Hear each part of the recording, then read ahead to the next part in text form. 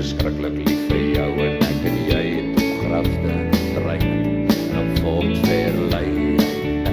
So agter siets gevry en nou is jy en jou man bou computer analysts. Last winter you tried to cut both of your wrists en nou skryf jy vir my. Jy kan nie meer slaap en nie meer lach en nie meer iets vir jouself en nooit weer vir my soen nie.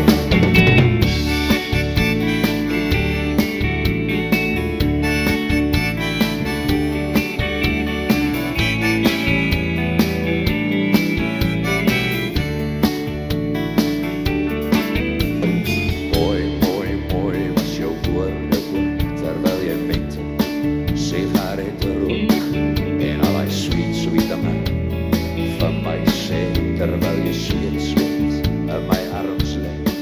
Die presiese woorde het ek presies vergeet.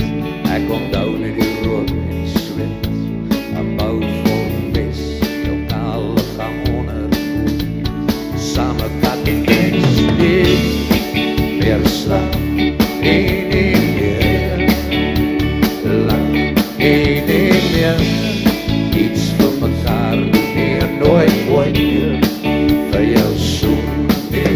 Dis 'n storie uit die huis gedoen, maar jy het een aand skielik vir my weggestoot en in die reerview maar jou gesig gekyk en gesê miskien moet ek gelukkig gelyk.